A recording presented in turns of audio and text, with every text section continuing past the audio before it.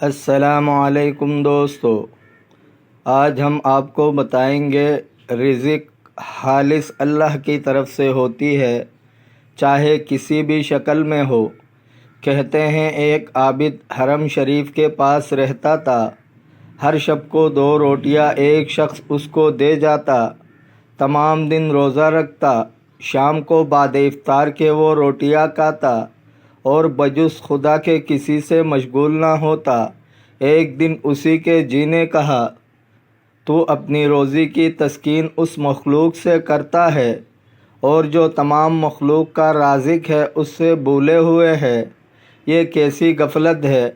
جب وہ مرد حسب معمول اس کے پاس روٹیاں لایا، اس نے واپس کیے۔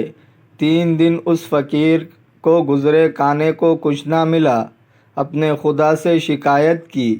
اسی رات خواب میں دیکھا، وہ خدا کے سامنے کھڑا ہے۔ خداوند تعالیٰ فرماتے ہیں، اے میرے بندے، جو کچھ میں نے تیرے پاس اپنے بندے کے ہاتھ بھیجا کرتا تھا، تو نے کیوں پھیر دیا؟ عرض کیا، یا پروردگار، میرے جی کو تیری سوا دوسرے سے سکون نہ تھا۔ حکم ہوا، وہ روٹیاں تیرے پاس کون بھیجا کرتا تھا؟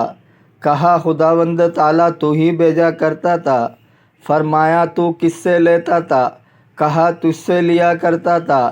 فرمایا، اب لے لینا اور دوبارہ واپس نہ کرنا۔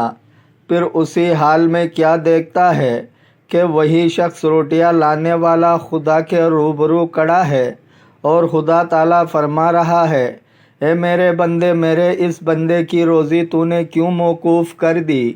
اس نے عرض کیا، خداوندہ، تو خوب جانتا ہے۔ حکم ہوا، اے بندہ، تو کس کو دیا کرتا تھا؟ کہا، تجھ کو دیتا تھا۔ فرمایا، حسب عادت اپنی جاری رکھے اور اپنی معمول پر قائم رہ، اور اس کا ثواب تیرے واسطے بہشت ہے۔ دوستو، اگر آپ کو ویڈیو اچھی لگی ہے تو لائک کرے، چینل کو سبسکرائب کرے۔ اپنے بہت سارے خیال رکھیے گا۔ ملتے ہیں اگلے ویڈیو میں۔ اللہ حافظ۔